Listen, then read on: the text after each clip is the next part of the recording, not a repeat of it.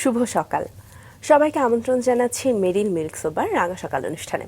বরাবরের মতন সুন্দর দিনের প্রত্যাশা নিয়ে শুরু করতে চাই এই আয়োজন, এবং আজকের আয়োজনে আপনাদের সাথে আছি আমি সুস্মিতা এবং সেই সাথে রয়েছে আমি রোম্মান। দর্শক শুভ সকাল, আমার পক্ষ থেকেও আপনাদের জন্য সুন্দর দিনের প্রত্যাশা। সুস্মিতা, তোমাকেও শুভ সকাল। রুমান, কেমন আছো? আমি তো খুবই ভালো আছি। সুচিস্মিতা, তোমাকে দেখলে আমার এই শব্দটি মনে হয় আর কি।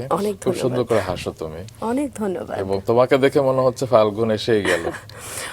মনে বসন্ত থাকাটাই আসলে বড় কথা। এবং আজকে আসলে আমার জন্য খুব খুশি লাগছে, কারণ অত্যন্ত চেনা একটি মুখ আমার এবং খুব প্রিয় একটি মুখ আজকে আমাদের সঙ্গে আছে। অবশ্যই, চলো দর্শকদের জানিয়ে দিই কে আছে। তোমার চেনা মুখ এবং তার সাথে খান কিন্তু শব্দটা আছে। একদমই তাই। তো তোমার দুই পাশে খান, তুমি আজকে খান একদম খানদের মাঝে আমি আছি আজ। চলো জানিয়ে দিই কে আছেন আমাদের মাঝে। দর্শক, আজ আমাদের মাঝে রয়েছেন একজন স্থপতি এবং উদ্যোক্তা লোরা খান। চলুন শুরুতে তাকে স্বাগত জানাই। শুভ সকাল। শুভ সকাল। শুভ সকাল। কেমন আছেন? ভালো, আমি অনেক ভালো আছি। বাহ, আমরা খুব ভালো আছি। এই শোতে এসে আরো ভালো আছি। কেন, এই শোর স্পেশালিটিটা কি? অনেক সকালে হয়, কেউ দেখবে না। অবশ্যই দেখে, আমাদের 2011 সাল থেকে এটা প্রতিদিন হচ্ছে। আমিও নিজেও দেখি, ইভেন আমি মনে করতাম যে এত সকালে কে দেখে, কিন্তু আসলে সকালবেলা সবাই উঠে অনেকেই আসলে দেখে, আর এই শোটা অনেক পপুলার। অবশ্যই, এবং কেউ যদি মিসও করে সামাজিক মাধ্যম থেকে, ইউটিউব থেকে তারা দেখে নেয়। এবং যারা দেশের বাইরে আছে তাদের জন্য কিন্তু সকাল না, তাদের জন্য এটা হচ্ছে প্রাইম টাইমে একদম। এবং রাঙা সকাল মাছরাঙা টেলিভিশন একটা সিগনেচার শো, এবং সেখানে আপনি এসেছেন। আমি তো ভাবিও নাই কখনো, মানে আমি যখন এই শোটা দেখতাম এক সময়, তো তখন আমার কাছে কখনো মনেও হয় না যে এই শোতে কি আমি আসতে পারবো। চলে আসছি। চলেন আপনি আমি মিলে সুস্মিতাকে একটু খান খান করি। একদম তাই, দুই খানের মাঝে আমি আছি, এবং কি খান খান তোমরা আমাকে করো সেটার অপেক্ষায় আছি। তো আপনাকে একটু এবার ফিরিয়ে নিয়ে যেতে চাই আপনার শৈশবের সময়গুলোতে। কি মনে পড়ে শৈশব বলতে?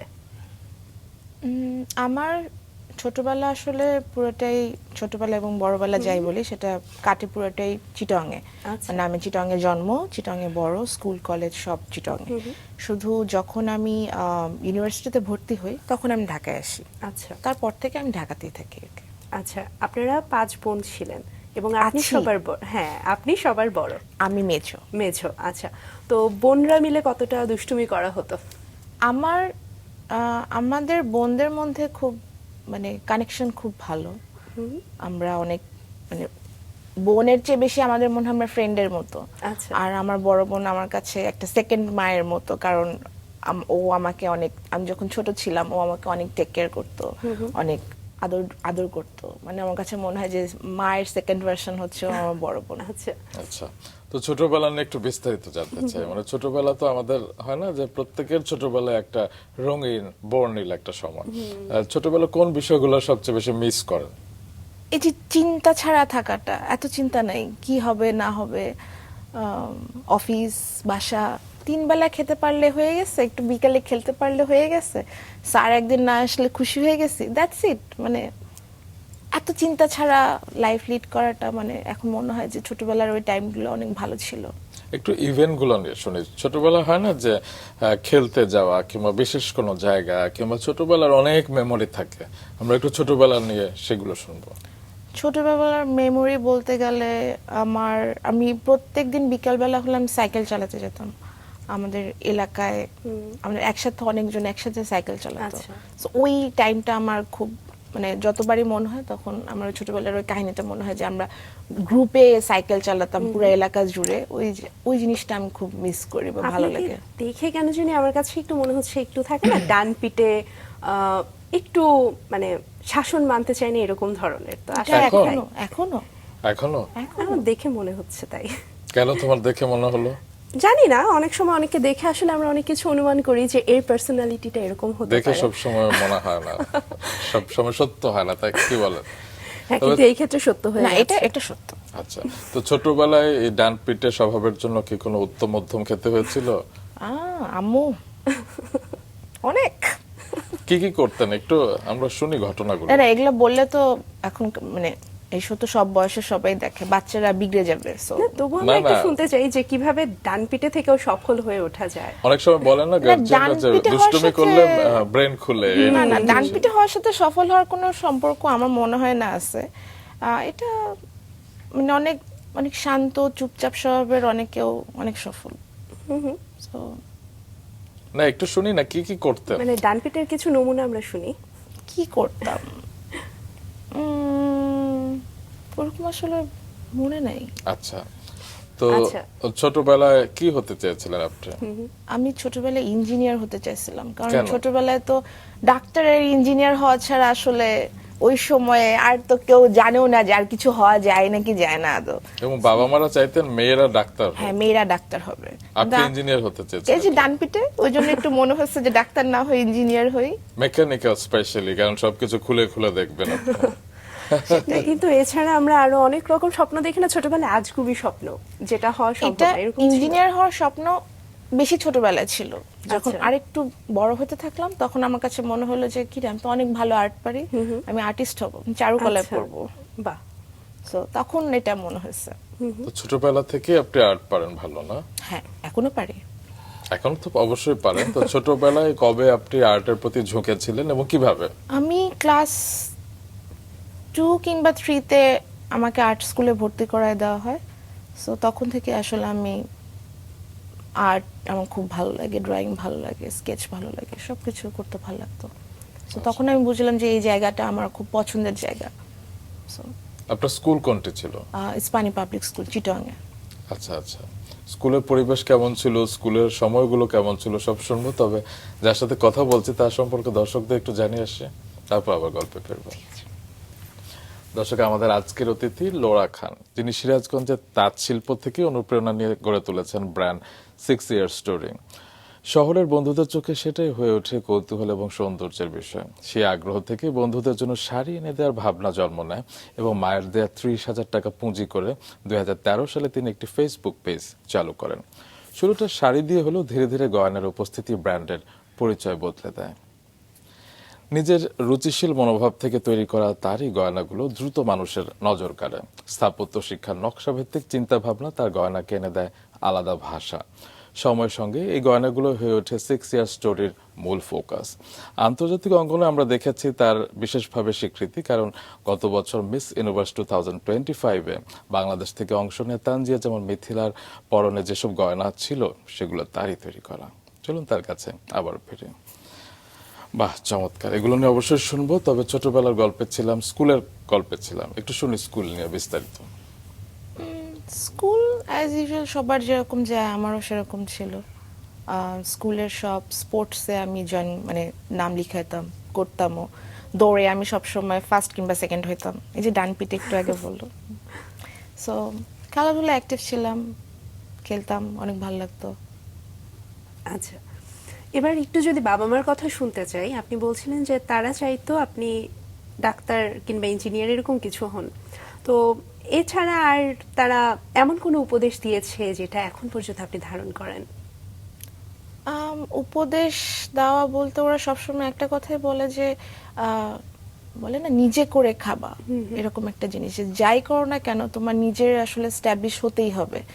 সো ওই জিনিসটা এখনো আমার কাজ করে, বা আমার কাছে মনে হয় যে কার বাবার বা বাবা মা হাজবেন্ড কার কি আছে এটার দিকে আসলে না তাকিয়ে আমার মনে হয় যে প্রত্যেকেই যদি, স্পেশালি মেয়েরা যদি ওদের নিজের পায়ে দাঁড়ায়, আমার মনে হয় এটা ওদের জন্য খুবই পাওয়ারফুল একটা স্টেপ নিজের জন্য নেওয়া, যে আমি আমার নিজের জন্য কাজ করছি, বা আমার কোনো পিছুটান নেই, আমি কাজ করে যাচ্ছি, আমি স্টেবল। এটা অনেক বড় একটা পাওয়ার একটা মেয়ের জন্য। অবশ্যই। একটু বাবা মা প্রসঙ্গে বিস্তারিত শুনি। বাবার সাথে আপনার কেমিস্ট্রি কিংবা বাবার সাথে আপনার সেই ছোটবেলার সময়গুলো এবং সেটি এখনো কিভাবে ধারণ করে রেখেছেন সবকিছু নিয়ে।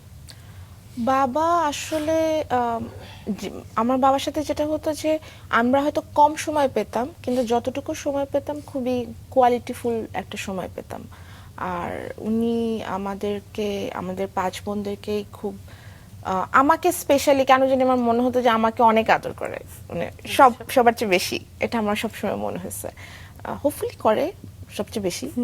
না, মনে হচ্ছে বলে মানে আসলেই হচ্ছে, কারণ হয় না যে অনেক সময় আমাদের মনে হয় আমাকে বোধহয় আদর করছে না, তো যেহেতু আপনার মনে হচ্ছে ডেফিনেটলি করে। আমার সবসময় মনে হতো যে আমার বাবা হচ্ছে আমাকে সবচেয়ে বেশি আদর করে। আর মার পছন্দ হচ্ছে আমার বড় বোন, কারণ আমার বড় বোন হচ্ছে খুবই শান্ত, খুবই ভদ্র, চুপচাপ, আইডিয়াল মেয়ে যেরকম হওয়ার কথা তার চোখে, ওরকম দেখে। আর আমাকে একটু বকা বেশি দিত, কারণ আমাকে যে একটু রেবেলাস। হ্যাঁ একদম কথা শুনি না এরকম, তার জন্য। বাহ। মায়ের সম্পর্কে একটু বিস্তারিত শুনবো, কারণ মায়ের সাথে হয় না যে মেয়েদের কেমিস্ট্রি একটু আলাদা হয় অনেক সময়। আমি শুনি যে মায়ের শাড়ি, মায়ের চুড়ি, মায়ের অনেক কিছু মেয়েরা উত্তরাধিকার সূত্রে বহন করে নেয়। তো এরকম কিছু আপনি পেয়েছেন কিনা? অবশ্যই পেয়েছি। আর এখানে সবচেয়ে মজার জিনিস হচ্ছে যে আমার মায়েরও অনেক গয়না ভালো লাগে। তার কিন্তু খুবই গয়নার শখ যেটা Wow. বলে, তার কালেকশন অনেক গয়না।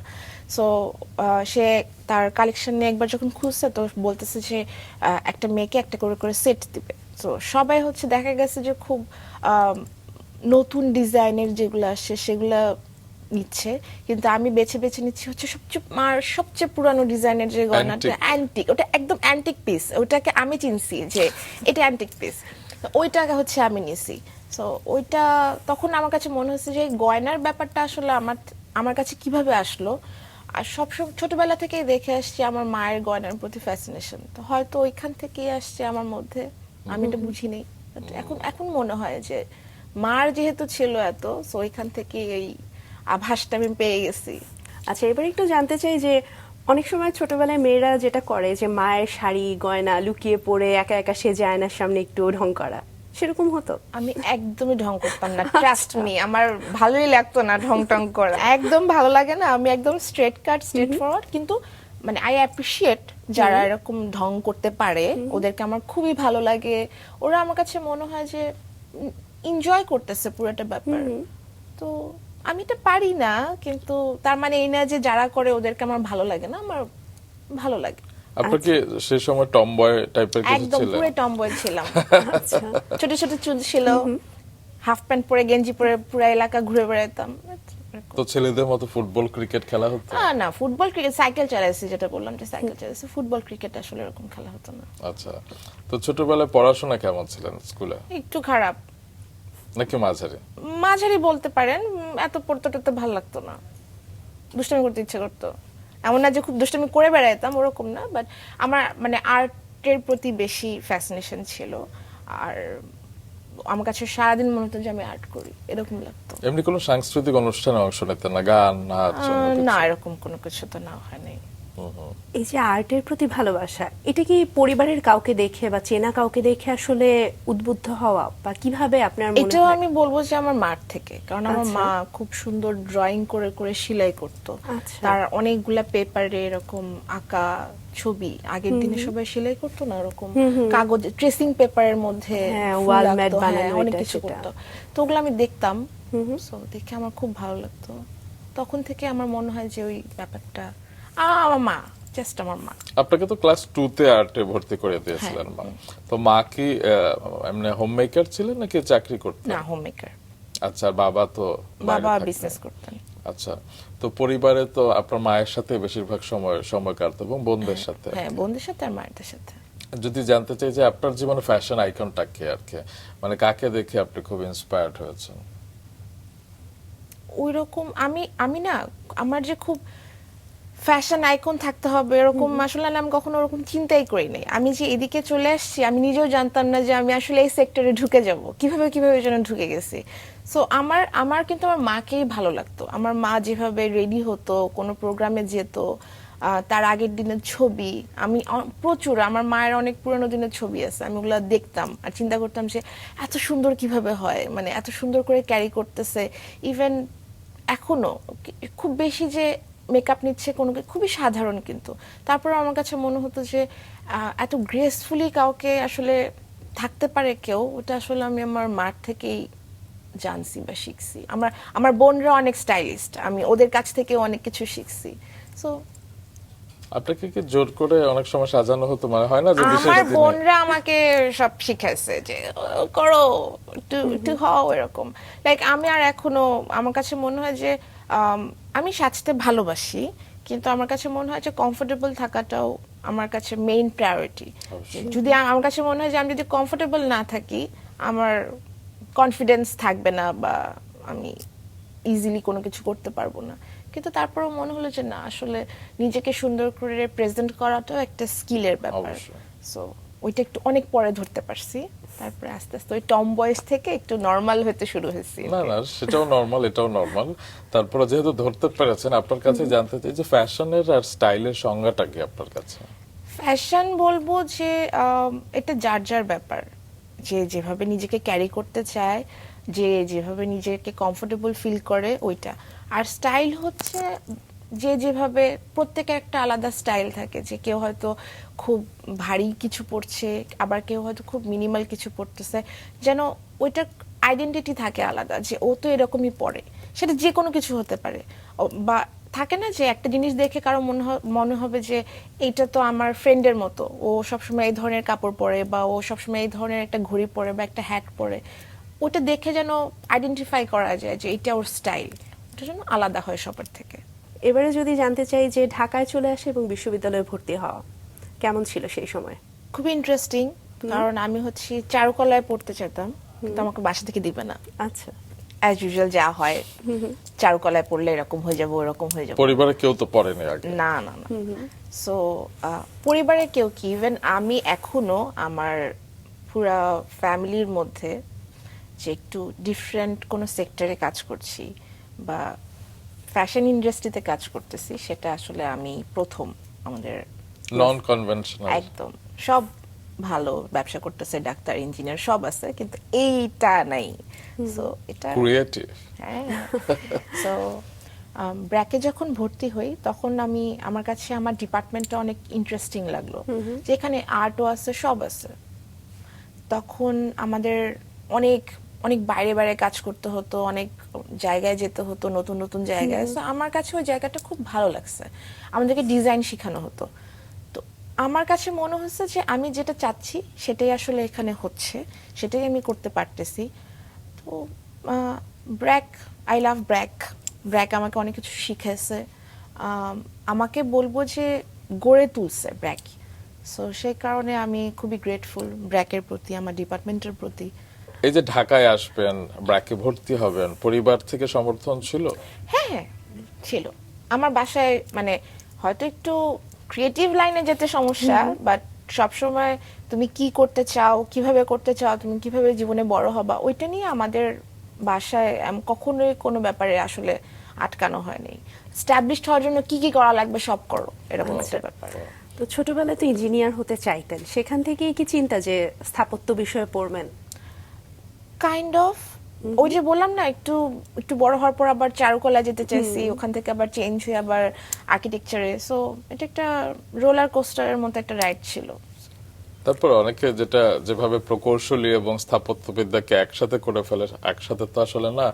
স্থাপত্যবিদ্যা একদম আলাদা একটা টার্ম, এবং অনেক কিছু নতুন করে জানতে হয়, অনেক বেশি ক্রিয়েটিভ হয়তো হতে হয় আর কি। তো সেখান থেকে বের হবার পরে 15 এর শেষে আপনি বলছিলেন বের হয়েছেন, তারপরে আপনি কোথায় জয়েন করেছিলেন? তারপর আমি চাকরি করছি, কিন্তু বেস্ট পার্ট হচ্ছে আমি কিন্তু স্টুডেন্ট থাকা অবস্থাতেই আমার 6 ইয়ার স্টোরিটা স্টার্ট করি। সেটা আমি আমার 4th ইয়ারে স্টার্ট করি। আচ্ছা, রুমান একটু যেমনটা সিরাজগঞ্জে জানা তাহলে ছিল চলে যাই, যে চলো। 2013 থেকে 6 ইয়ার স্টোরির হ্যাঁ, আমি যাত্রাটা 15-এ যেহেতু গ্রাজুয়েশন কমপ্লিট হয়, 13তেই আসলে। চলেন এবার তাহলে সিরাজগঞ্জে যাই। সিরাজগঞ্জে আমি যেটা দর্শকদের শুরুতে যাচ্ছিলাম, যে সিরাজগঞ্জের তাঁত শিল্পের, সেখানে আছে না যে একটা শব্দ আছে, তাঁত শিল্পরা যখন কাজ করে সেই শব্দের মায়ায় আমরা অনেক সময় পড়ে যাই। আপনারা কি সেক্ষেত্রে তাই আমার হয়েছিল? তো ওইখান থেকেই স্টার্ট হয়েছে পুরোটা জিনিস। কারণ আমি ব্র্যাকে যখন আমি ছিলাম, তখন হচ্ছে আমার যেটা হয় না যে সবাই ছুটি হলে বা সেমিস্টার ব্রেকে বাড়ি যাচ্ছে বা অন্য কোথাও যাচ্ছে, কিন্তু আমার ফ্রেন্ডরা সবাই ঢাকায় থাকতো। ওরা কেউ আসলে আলাদা করে যে অন্য কোনো শহরে যাওয়া বা গ্রামে যাওয়া এরকমই কেউ ছিল না। আমি ছিলাম একমাত্র যে কিনা শুধু চিটংয়ে আসতাম, যেহেতু আমার বাসা চিটংয়ে, আমি বড় হয়েছি ওখানে, আমার ফ্যামিলি ওখানে। তো একবার হঠাৎ করে আমি ওদেরকে বলি যে এইবার সেমিস্টার ব্রেকে আমি সিরাজগঞ্জে যাব। সো তখন ওরা বলতেছে কেন, ওখানে কি আছে? আমি বললাম গ্রামের বাড়ি, আমার কাজিনের বিয়ে, আমি সিরাজগঞ্জে যাব। তখন সবাই খুব মানে হাত তুলে ফেললো যে আমরাও যাব। আমি বলছি ওকে ফাইন, চলো যাই সবাই। তো প্রায় 15 থেকে 16 জন আমার ক্লাসের, সবাইকে নিয়ে তখন আমি আমাদের গ্রামের বাড়িতে গেলাম। গ্রামের বাড়িতে যাওয়ার পরে মানে আমি তো আসলে ইউজ টু আমার গ্রামের বাড়িতে যে ওখানকার যে সেট আপ বা যে এনভায়রনমেন্ট, সবকিছুর সাথে আমি ছোটবেলা থেকে আমি এগুলো দেখেই বড় হয়েছি। কখনো আমার কাছে আলাদা করে কিছু লাগে না, কিন্তু যখন আমি আমার ব্র্যাকের ফ্রেন্ডদেরকে নিয়ে গেলাম, ওরা জাস্ট মানে ওদের কাছে মনে হলো আমি ওকে অন্য কোনো দুনিয়ায় নিয়ে আসছি। তাঁত ঘর, তাঁতের সাউন্ড সবকিছু নিয়ে মানে ওরা খুবই মেসমেরাইজড, যেটা কেমন গ্রাম, এটা কি। কারণ আমাদের গ্রামে এমন কোনো ঘর নাই যে ঘরের সাথে তাঁত ঘর নাই, প্রতিটা মানুষ হচ্ছে তাঁত শিল্পের সাথে জড়িত। তো তখন ওরা এসে বলল যে ওরা শাড়ি দেখতে চায়। আচ্ছা। তারপর আমি ওদেরকে নিয়ে আমাদের এক পরিচিত তাঁত ঘরে নিয়ে গেলাম, যেখানে ওরা গোডাউনে অনেক শাড়ি, তো ওরা হচ্ছে ফ্লোরে বসে সব শাড়ি বের করতেছে, দেখতেছে। ওরা অনেক, আসলে ওরা 2 দিনের প্রিপারেশন নিয়ে আসছিল যে হলুদ আর বিয়ে এই দুইটা জাস্ট কমপ্লিট করে ওরা ঢাকায় ব্যাক করবে।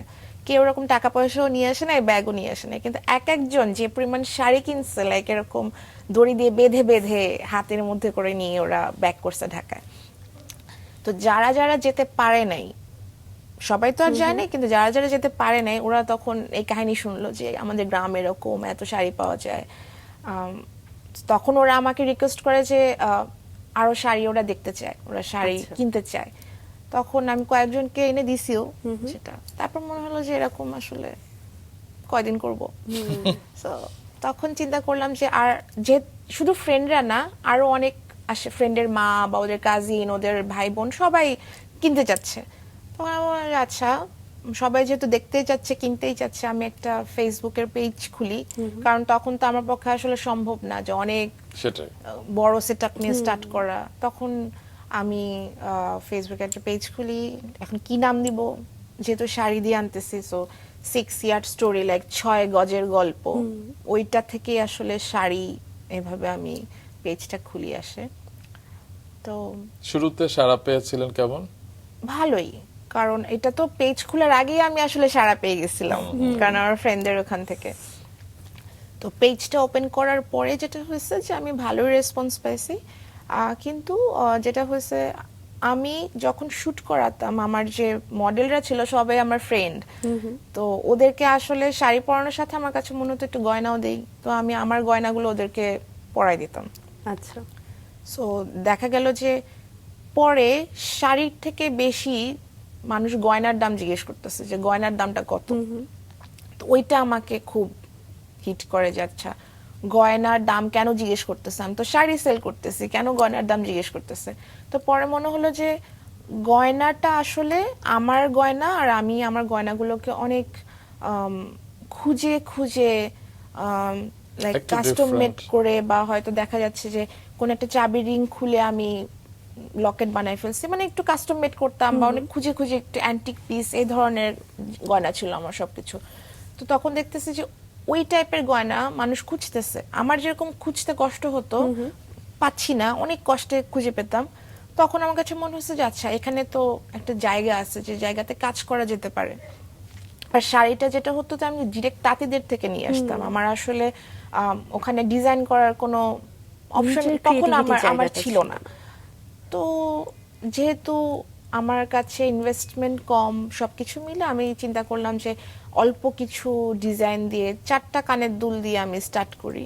তো আমি তখন 4টা কানের দুলের ডিজাইন যখন আমি পেজে আনলাম, তখন দেখলাম যে পুরো পেজ লাইক বুম, সবাই দাম জিজ্ঞেস করতেছে, কিনতে যাচ্ছে, কিন্তু আমার কোনো প্রিপারেশন নেই। আমি জানি না এই গয়না কোন বক্সে যাবে, কিভাবে দিব, কি করব, কোনো প্রিপারেশন নেই। আমি জাস্ট দেখার জন্য মানে পাবলিশ করছি ছবিগুলো, যে কি রকম রেসপন্স আসে। খুবই ভালো রেসপন্স আসছে। তখন আমার কাছে মনে হয়েছে যে এই জায়গা থেকে আর পেছন ফেরার কোনো অপশন নেই। সো ওখান থেকে আসলে সবকিছু স্টার্ট। এখনো আমার পেজে শাড়ি আছে, কিন্তু যেটা হচ্ছে যে জুয়েলারিটাতে যেহেতু কাজ করার মানে আমি কাজ করি বেশি, আর আমি যেহেতু আর্কিটেক্ট, আমার ডিজাইনটা ডেভেলপ করা তখন থেকেই, আমি ডিজাইন করতে পারি, জুয়েলারিতে ডিজাইনিংটা আমার ভালো হয়। সো একটু মানুষজন ইউনিক কিছু পায়, ডিফারেন্ট কিছু পায়। তো জুয়েলারিটা অনেক আমি বলবো যে মানুষের কাছে অনেক ভালো লাগছে।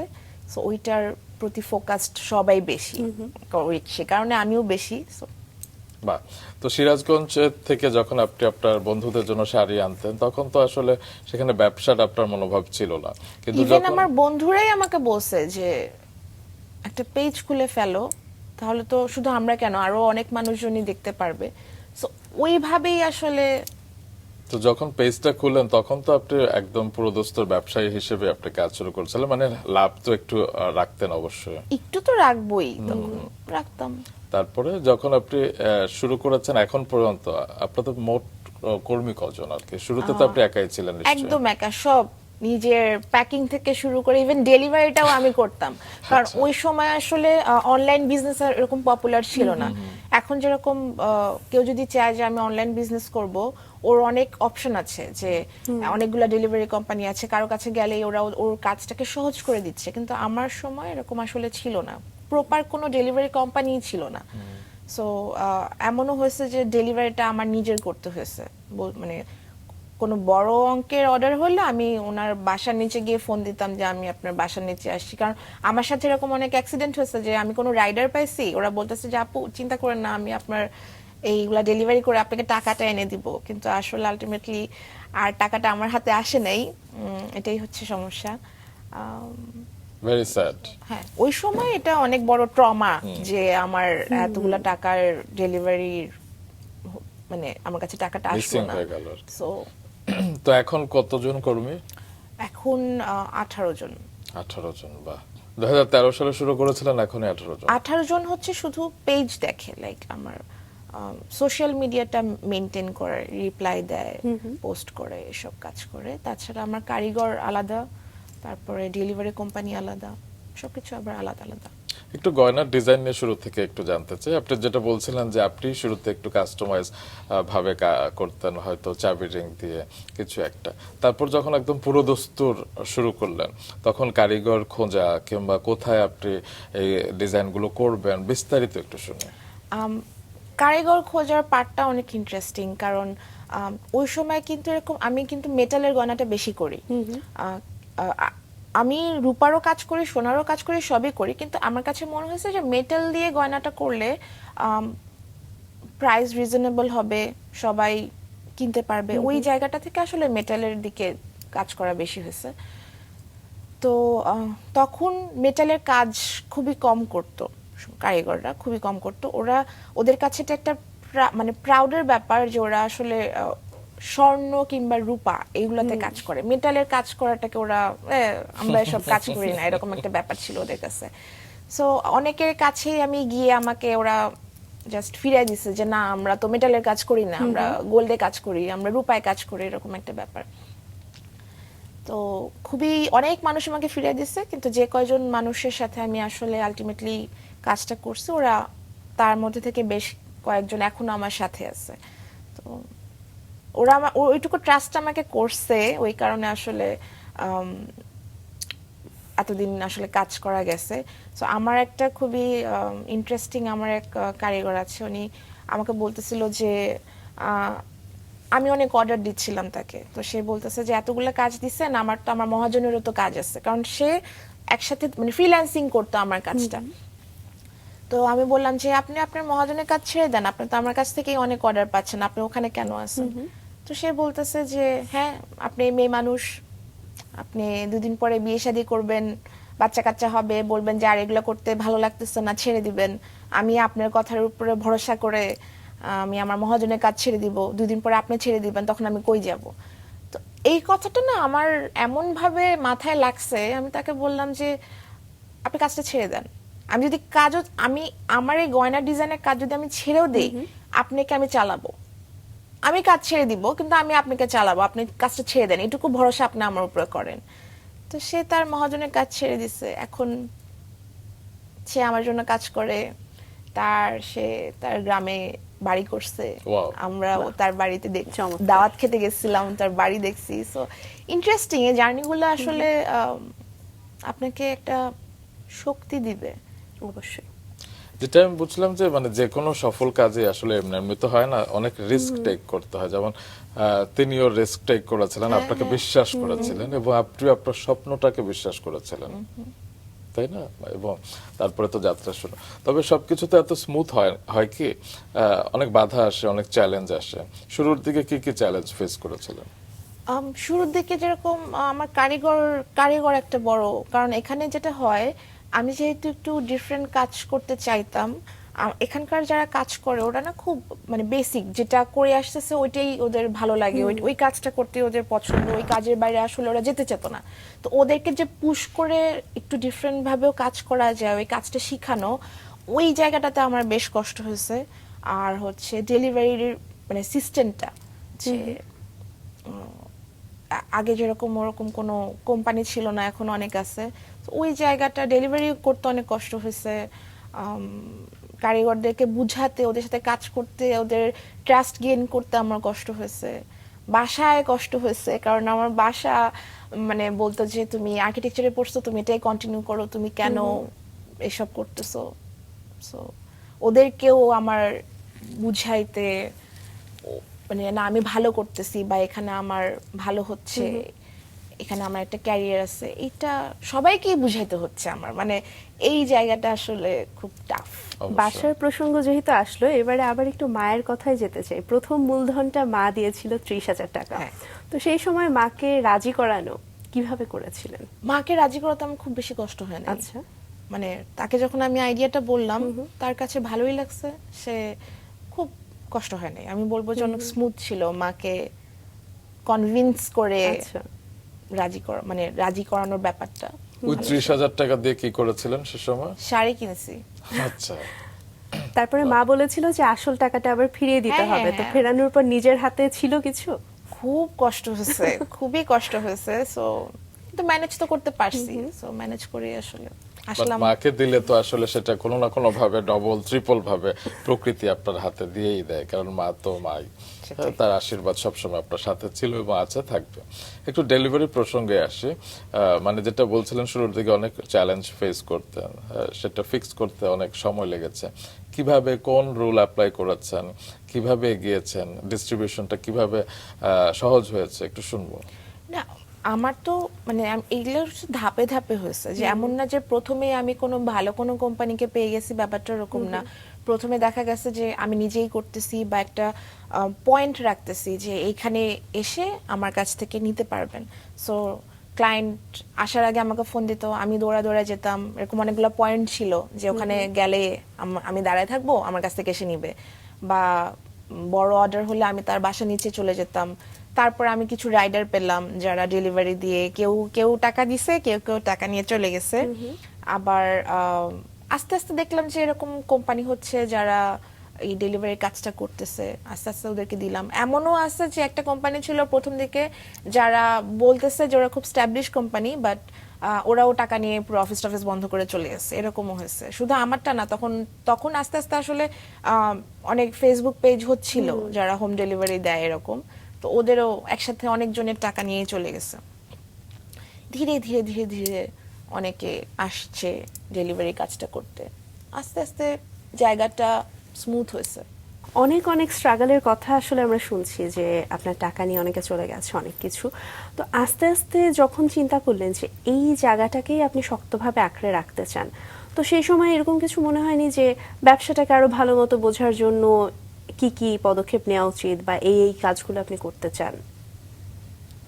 তখন তো এটাই আমার গোল, যেটাকে আমি কি কি করলে জায়গা থেকে আসলে স্ট্রাগলগুলো কম হবে বা প্রবলেম সলভ হবে। সো আস্তে আস্তে এখানে প্রবলেম হচ্ছে, আমি সব নোট ডাউন করা শুরু করলাম যে এগুলোতে প্রবলেম, ওগুলো কিভাবে সলভ করা যায় সেগুলো বের করলাম, ওভাবে কাজ করলাম।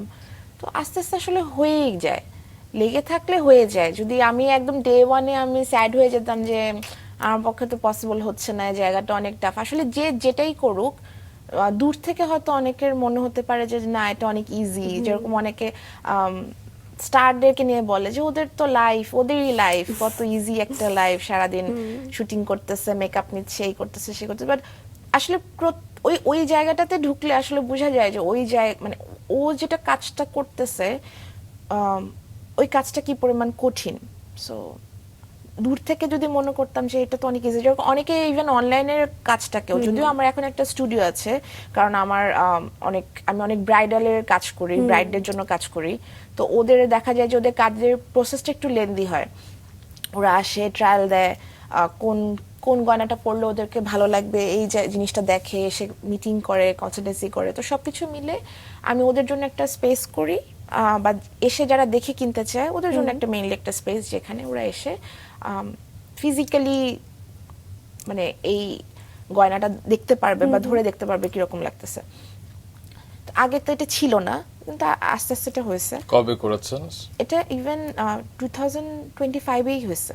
আচ্ছা। মানে আমি অনেক দিন আমি আমার অফিস ছিল, কিন্তু অফিসে আমার ব্রাইডরা আসতো, ওদের সাথে মিটিং হতো, কিন্তু আমার কাছে মনে হয়েছে যে আসলে একটা শুধু ব্রাইডদের জন্য ব্যাপারটাকে না রেখে আমি যদি সবার জন্য একটু ওপেন করে দেই তাহলে হয়তো আমার ক্লায়েন্টদের জন্য এক্সপিরিয়েন্সটা আর একটু বেটার হবে। তো সেখান থেকে আসলে আমার স্টুডিওটা করা। কোথায় করেছেন? এটা হচ্ছে বসুন্ধরার পাশে ভাটারাতে। আচ্ছা। ওখানেই আমার অফিস, ওখানেই আমার স্টুডিও, সো ওখানে এসে দেখতে পারে। ব্রাইডদের জন্য মূলত কোন ধরনের ডিজাইন করেন? কারণ আপনি তো গয়না ডিজাইনের ব্যাপারে বেশ খুঁতখুঁতে, যতদূর আমি জানি। ব্রাইডদের জন্য আসলে প্রত্যেকটা ব্রাইডেরই তো আসলে আলাদা একটা মাইন্ড সেট আপ থাকে যে আমি আমার এই বিয়ের দিনটাতে এই লুকে দেখতে চাই বা এরকম করতে চাই। তো ওরা এসে যখন আমার সাথে কথা বলে ওদের অনেক কনফিউশন হয়তো চলে যায়, ওরা ফিক্স করতে পারে যে আসলে এটা না করে এটা করলে বেটার বা এইভাবে আমাকে বেশি ভালো লাগবে। তো ওদেরকে আমিও বলি যে আপনার সাথে আপনি যেহেতু এই ড্রেসটা পরতেছেন এটার সাথে এই জুয়েলারিটা ভালো লাগবে বা এখানে আপনার ফিচারটা আরো বেশি ফুটবে। ওদের সাথে মিটিং করার পরে ওরা আরো মানে কনফার্ম হয় যে আসলে ওরা নিজেদেরকে কিভাবে দেখতে চাচ্ছে বা কি চাচ্ছে। তো ওই জায়গাটাতে আমি আসলে কাজ করি বেশি, যে কে কি চাচ্ছে সেটাকে ওর জায়গাটাকে বা ওর চাওয়াটাকে ঠিক রেখে আমার ডিজাইনটাকে ইনক্লুড করে কিভাবে আরো সুন্দর করে কাজটা করা যায়, ওই জায়গাটাতেই আসলে আমার কাজ। তো 6 ইয়ার স্টোরি তো এখন বেশ একটা নামি কি বলবো পেজ বলেন কিংবা বেশ ব্র্যান্ড পরিচিত। বলেন সবকিছু পরিচিত, যেটা সুস্মিতা বলছিল কিংবা আজকে আপনি এখানে আসার পর আমাদের নারী সহকর্মী সবাই বলছিল ও 6 ইয়ার স্টোরি। বিষয়টা তো এত সহজ ছিল না, প্রচার করতে হয়েছে, প্রসার অনেক বিস্তৃত করতে হয়েছে। তো এর প্রচারের দিক থেকে শুরু থেকে আপনি কিভাবে এগিয়েছেন? প্রচারের দিক থেকে আসলে আমার কাছে মনে হয় কি যে আপনি শুধু কাজটা যদি ভালো না হয়ে বা আপনার প্রোডাক্ট যদি ভালো না হয় শুধু প্রচারই করতে থাকেন সেটা তাহলে হবে না। আসলে এটা ওয়ার্ক করবে না মানে লং রানে। কারণ মানুষ তখন ধরে ফেলবে যে ওদের আসলে যতই প্রচার হোক না কেন আলটিমেটলি ওদের প্রোডাক্ট ভালো না বা ওদের সার্ভিস ভালো না, এরকম একটা যত গর্জে তত হ্যাঁ বর্ষা হ্যাঁ না। সেরকম একটা জিনিস। তো আপনাকে আগে মেক শিওর করতে হবে যে আমার প্রোডাক্টটা ভালো নাকি, সেটা ক্লায়েন্টদের ফিডব্যাকটা কিরকম, সেটা ক্লায়েন্টরা হ্যাপি নাকি। আসলে ওরা যদি হ্যাপি হয় বা ওরা যদি নিজেদেরকে আমার গয়নাটা পরে যদি ওরা কনফিডেন্ট ফিল করে, ইভেন আমাকে প্রচুর মানুষ এরকম মানে মেসেজ করে যে আমি তোমার গয়নাটা পরে এরকম একটা প্রোগ্রামে গেছি, সবাই আমাকে জিজ্ঞেস করতেছে এটা কোথা থেকে কেনা। মানে এই এই যে বলতেছে ও মানে যে পড়ে আছে সে যে বলতেছে আমার কথাটা, আসলে আমার মেইন পাবলিসিটিটা কিন্তু আমার ক্লায়েন্টরাই করে দিচ্ছে। ওয়ার্ড অফ মাউথ হ্যাঁ, থেকে। আমার এমন না যে আমি খুব বেশি ফেসবুকে অ্যাড দিচ্ছি বা ইনস্টাগ্রামে অ্যাড দিচ্ছি, ওয়েবসাইটের জন্য অ্যাড দিচ্ছি, ব্যাপারটা আসলে ওরকম না।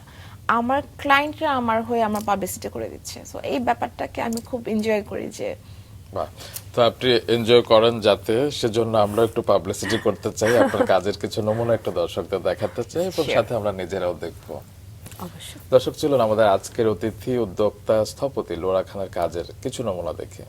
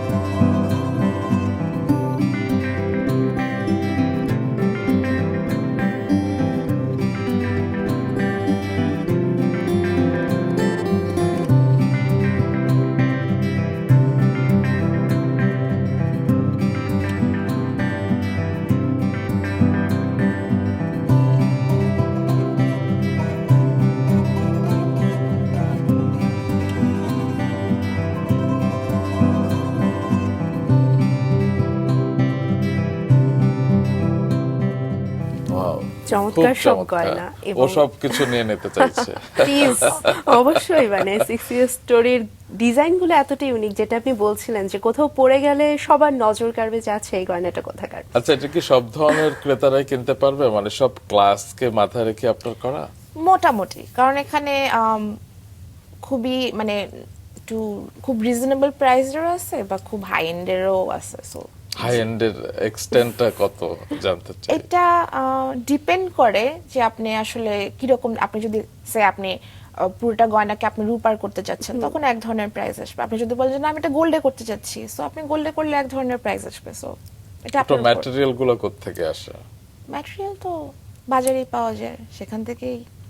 বা আপনি শুরুটা তো মেটাল দিয়ে করেছিলেন আপনি বলছিলেন, তো পরবর্তীতে যখন চিন্তা করলেন যে আস্তে আস্তে এখন রূপো গোল্ড এগুলোর উপরে আপনি কাজ করবেন, তো সেই সময়টাও তো খুব চ্যালেঞ্জ ছিল যে বাজারে এত গোল্ডের দোকান থাকতে মানুষ মানে এটা আপনাকে ভাবা যায় ভরসা যে করবে। অনলাইনে আমি কাউকে আসলে সেটাই, মানে গোল্ডের অর্ডার গোল্ড করতেছি। তো আমরা চিন্তা করি যে খুব দেখে শুনে যাচাই বাছাই করে কেনার জিনিস, তো সেখানে অনলাইন একটি পেজকে ভরসা করে আপনার থেকে মানে ক্রেতারা গোল্ড নিচ্ছে, তো সেই সময়টা সেই ভরসার জায়গাটা তৈরি করা কতটা চ্যালেঞ্জ ছিল? মানে আমার মনে আছে যে আমি যখন ফার্স্ট গোল্ডের কাজটা নেই, আমাকে যে কাজটা দেয় আমি ওকে বলতেছি যে প্লিজ আমাকে কাজটা দিয়েন না, আচ্ছা। মানে আমি ভয় পাচ্ছি এই কাজটা করতে, কিছু যদি হয়ে যায়, মানে আমি খুব ইয়েতে ছিলাম, ভয়ে ছিলাম। কিন্তু যে আমাকে কাজটা দিছে, মানে ওর কনফিডেন্স আমার চেয়েও বেশি যে না তুমি পারবা, তুমি করো, এটা কোনো ব্যাপার না। সো আমার কাছে মনে হয় যে আমার নিজেই আমি ডাউট করতেছি নিজেকে, বাট যে মানুষটা আমাকে গোল্ডের কাজটা করতে দিচ্ছে সে আমার প্রতি তার এত ফেথ, এত ট্রাস্ট, মানে এটা আমার করা উচিত। গোল্ডের কাজটা আসলে সত্যি কথা একটু কম করা হয়, কিন্তু মানে আমি বলবো যে ক্লায়েন্টদের আমার প্রতি যে আসলে ট্রাস্টটা, ওইটা মানে আমাকে অনেক সাহস দেয় যে না আসলে করতে পারবো, কাজটা পারবো। তো আরেকজন আপনাকে ব্লাইন্ডলি ট্রাস্ট করাচ্ছে, আমরা দেখেছি গত বছর মিস ইউনিভার্স প্রতিযোগিতায় তানজিয়া জামান মিথিলা গিয়েছেন, এবং যেটা দর্শকদের শুরুতে জানাচ্ছিলাম তার পরা অনেক গয়না আপনার ডিজাইন করে। এটা কিভাবে শুরু হলো, কিভাবে যোগসূত্র তৈরি হলো? কিভাবে শুরু হলো বলতে, আমাকে একদিন মিথিলা ফোন দিয়ে বলতেছে যে এরকম, মিথিলার সাথে আগে কাজ হয়েছিল? হ্যাঁ, ও যখন কানে গেছিল তখন ও কিন্তু আমার ডিজাইন করা গয়নায় রেড কার্পেটে পড়েছিল। সো তখন আসলে তখনও আমাকে এরকম বলতেছে যে আমার এরকম কান ফিল্ম ফেস্টিভ্যালে যাব, আমার এরকম একটা লুক চাই, তো এটা তুমি করতে পারবা। সে খুবই কম, মানে লাইক ওর ফ্লাইট যেন কবে, বলতেছে আমার আসলে খুব লাস্ট মোমেন্টে যাওয়াটা ঠিক হয়েছে, তো আমার হাতে সময় কম, এরকম আমাকে এই কাজটা করে দাও। আমি বলছি আমার পক্ষে একদমই সম্ভব না এই অল্প সময়ের মধ্যে কাজটা করে দাও। ও বলতেছে এটা তুমি পারবা, তুমি না পারলে আর কেউ পারবে না। হোয়াট, মানে এরকম, মানে মনে হয় যে প্রেশার, লাইক করতেই হবে। সো তখন হচ্ছে ওর জন্য এই কাজটা করার পরে ও অনেক হ্যাপি ছিল, কারণ এটার আউটকামটা আসলে অনেক ভালো ছিল, সেটাও অনেক পপুলার হয়েছে। তখন যেহেতু একবার কান ফিল্ম ফেস্টিভ্যাল আমার সাথে কাজ করে ফেলছে, তো ওর কাছেও মনে হয়েছে যে মিস ইউনিভার্সের প্ল্যাটফর্মেও আসলে আমি এই কাজটা পুল অফ করতে পারবো। সো ওইখান থেকে ও বলছে যে আমার এরকম, আমার ফ্লাইট এত তারিখে আমি যাব, একটা সেগমেন্ট থাকে যেখানে হচ্ছে ন্যাশনাল কস্টিউম পরতে হবে, তো ওর সাথে বসে অনেক মিটিং হয় যে কি চাচ্ছে কি চাচ্ছে না, কিরকম লুকে দেখতে চায় ওকে। সো সবকিছু মিলায় ও ফাইনালাইজ করলো যে ও জামদানি শাড়ি পরবে, যেহেতু জামদানি শাড়ি মানে বাংলাদেশে এখন জিআই পণ্য। সো এটাকে এর চেয়ে ভালো কিছু আসলে নাই রিপ্রেজেন্ট করার মতো বাংলাদেশকে। সো জামদানি শাড়িটাকে চুজ করে আর আমার কাছ থেকে আমার গয়না চুজ করে। আচ্ছা, কতগুলো মানে গয়না, কতগুলো টাইপের গয়না ছিল? কতগুলো টাইপের গয়না বলতে, মানে ওর চাচ্ছিল যে ও একটা সাদা জামদানি পরবে। সো সাদা জামদানিটা যেহেতু একটু মানে কম ফুটে উঠবে এত বড় একটা স্টেজে, সো ওর গয়নার ব্যাপারে ইয়া ছিল যে খুবই অনেক গয়না হতে হবে।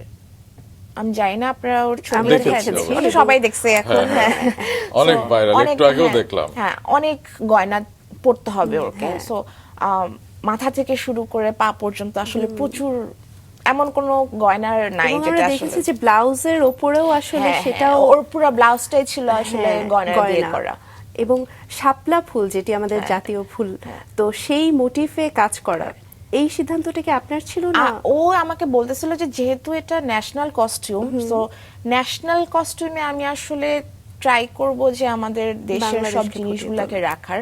তো ওখান থেকে আসলে শাপলা ফুলটাকে পিক করে। তো যখন আমাকে বলছে যে ও শাপলা ফুলের কাজ চায়, তারপরে তো শাপলা কতভাবে আসলে গয়নাতে ইনকর্পোরেট করা যায় ওইভাবে পরে পুরো কাজটা করা তো হয়। এই যে কতদিন সময়- মিস ইউনিভার্স যা যা পড়েছে এগুলো তৈরি করতে মোট কত সময় লেগেছে আপনার? আগের থেকেই শুরু হয়েছে, ট্রায়াল এররের মধ্যে দিয়ে ছিল, কিন্তু টানা 12 দিন আসলে ওর কাজটাই করা হয়েছে। আচ্ছা, টানা 12 দিন। তো কেন্সের পরে কিংবা মিস ইউনিভার্সের পরে এগুলো তো ভাইরাল হয়ে গেছে, তো মেয়েরা তো সেগুলো দেখে নিশ্চয়ই আপনাদের নক দিচ্ছে এবং কিনতে চাইছে, কিনছেও হয়তো। ও আসলে ও যে গয়নাটা পরছিল সেটা তো আসলে কনভেনশনাল না যে সবাই আসলে রেগুলার পড়তে পারবে, এরকম বড় কোনো শোতেই বা এরকম কোনো বড় প্ল্যাটফর্মে পড়তে পারবে। সো ওই জিনিসটা আসলে এটা ওর জন্যই আলাদা করে করা, এমন না যে এটা আসলে অর্ডার আসলে আমি সেম কাজটা আবার রিপিট করব, ব্যাপারটা ওরকম না। কিন্তু হ্যাঁ, ওর এই কাজটার মাধ্যমে যেটা হয়েছে যে সবার একটা একটা ধারণা পাইছে যে কি কি কাজ আসলে 6 হতে ইয়ার স্টোরি পারে, করতে পারে বা করা সম্ভব। So, ওই জায়গাটা clear হয়ে গয়নাকে গেছে। আসলে এভাবে রিপ্রেজেন্ট যে করা যায়, এই ধারণাটা বোধহয় অনেকের মনে 6 ইয়ার স্টোরি এবার গেঁথে দিয়েছেন। ডেফিনেটলি। তো আগেও তো আপনার বিদেশে অনেক পণ্য যেত, এবং এই যে কাজটা, এটার পরে বৈশ্বিক প্ল্যাটফর্মে আপনার একটা পরিচয় তো তৈরি হয়েছে, তো এখন কি ইন্টারন্যাশনাল লেভেলে আরো বেশি অর্ডার পাচ্ছেন? ইন্টারন্যাশনাল লেভেলে অর্ডার আমি আগের থেকেই পেতাম, কিন্তু এইটাতে যেটা হয়েছে যে সবাই এখন একটু ডিফারেন্ট কিছু করতে চাইলে বা যেটা ওর চাচ্ছে কিন্তু আসলে বুঝতেছে না যে কোন জায়গাটা থেকে করা যেতে পারে, তখন ওরা আমার কাছে আসতেছে, কারণ ওদের ভিশনটা ক্লিয়ার হয়েছে যে আসলে কি কি করা যায় বা এখানে কি কি আছে, কি কি পসিবল। সো ওই জায়গাটা। তো তানজিয়া যেমন মিথিলাকে যেমন আমরা দেখেছি বিভিন্ন আন্তর্জাতিক উৎসবে কিংবা আন্তর্জাতিক প্ল্যাটফর্মে আপনার গয়না পড়তে, এরকম আর কোন তারকা সাথে আপনার কাজ করার সুযোগ হয়েছে? আমি যেরকম বাঁধনাপুর জন্য অনেক কাজ করছি, উনিও তো কেন্সে গিয়েছিল। হ্যাঁ, কিন্তু উনি ওখানে তখন আমার জুয়েলারি পরে নেই, কিন্তু ওনার পরে আরো অনেক শোতে বা অ্যাওয়ার্ড শোতে দেশের বাইরে অনেক প্রোগ্রাম হচ্ছে, সেখানে সে আমার জুয়েলারি পরে গেছে। এবং আপনার জুয়েলারির আরো একটা বিশেষ দিক যে অনেক সময় যে ব্রাইডালদের কথা বলছিলেন, দেখা যায় যে সেই ব্রাইডালের জন্য স্পেসিফিক ভাবে সেই জুয়েলারিটা করা এবং তার নাম দিয়ে আপনি সেই জুয়েলারির নাম দেন। তো একটা মেয়ের কাছে এটা আসলে একটা আনন্দের বিষয় যে একটা জুয়েলারি শুধুমাত্রই আমার, সেটা না, এটা শুধু ওর যে সেই ব্যাপারটা ওটাও না, এটা আরো অনেকেই হয়তো অর্ডার করছে পড়ছে, কিন্তু আমার কাছে মনে হয় যে এই জুয়েলারিটা যেহেতু এই ব্রাইডের জন্য করা বা ওর জন্য আমি আলাদা করে করছি, এখানে আমার বা আমার ব্রাইডের একটা ইনপুট আছে, সো তখন আমার কাছে মনে হয় যে আমি ওর নামটা দিয়ে দিই, এটা ওকে ডেডিকেট করা কাইন্ড অফ যে এই জুয়েলারিটা আসলে তোমার। সো ওই নামটা হয়ে যায়, তারপরে এমন না যে আর কেউ নিচ্ছে না, হয়তো ওটা নিচ্ছে, কিন্তু ওর জন্য যেহেতু নামটা থেকে আলাদা যাচ্ছে। করে কাস্টম মেড করা, ওকে ডেডিকেট করা, সো আসলে ওটা স্টে করে যায় আমাদের সাথে। বাহ। অবশ্যই। আচ্ছা, আমাদের জন্য কি করবে, মানে ছেলেদের জন্য কিছু ছেলেদের জন্য হচ্ছে? আমার কাছে জুয়েলারি আছে, কি ধরনের?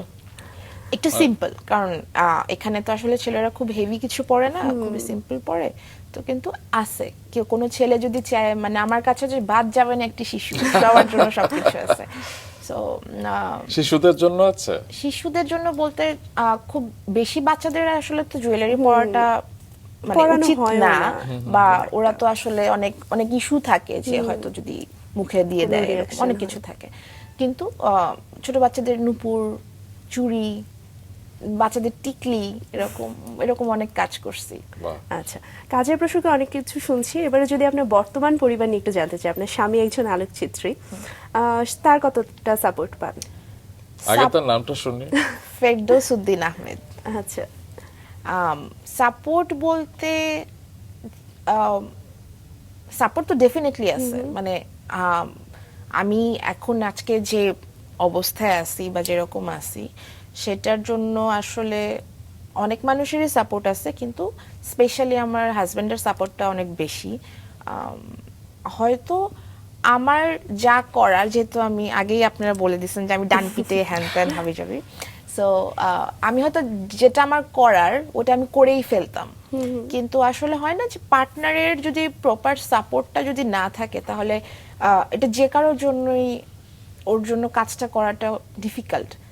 মানে সবার আমার স্ট্রাগল লিস্টে তখন আমার হাজবেন্ডের নামও থাকতো যে ওর কারণে আমার স্ট্রাগল হয়, কিন্তু এখন এটা নাই, কারণ ওর কারণে আসলে আমার কোনো স্ট্রাগল নাই, উল্টা আমার আরো ভালো হচ্ছে, আমাকে সাপোর্ট দিচ্ছে, আমার কাজটাকে আরো কতভাবে ইজি করে দেওয়া যায় সেটা আসলে ওর মাথা ব্যথা, বাহ, যে চমৎকার। কিভাবে ও আমার লাইফটাকে আরো ইজি করবে, আমার কাজটাকে আরো ইজি করবে, এটা আসলে। আপনি শুরুতে বলছিলেন না যে রাঙা সকাল একটা স্পেশাল প্রোগ্রাম, তো স্পেশাল প্রোগ্রামের স্পেশালিটিটা হচ্ছে গিয়ে এই ধরনের অনুপ্রেরণাদানকারী গল্প আমরা শুনে নেই, কারণ হয় না যে আমরা দর্শকরা বুঝতে পারলাম যে একজন নারীর স্বপ্নকে পূরণ করার জন্য যদি পাশে কাছের মানুষ যদি একটু সাপোর্ট দেয়, একটু হাত বাড়ায়, তাহলে কাজটা আরো সহজ হয়ে যায়। তো আপনার জন্য শুভকামনা রইল, এবং আপনার মতো সকল নারী যারা স্বপ্ন দেখছে তাদের জন্য শুভকামনা রইল। আপনি ভালো থাকবেন। আপনারা ভালো থাকবেন, আমার জন্য দোয়া করবেন যেন আরো অনেক ভালো কাজ করতে পারি। অবশ্যই। অবশ্যই।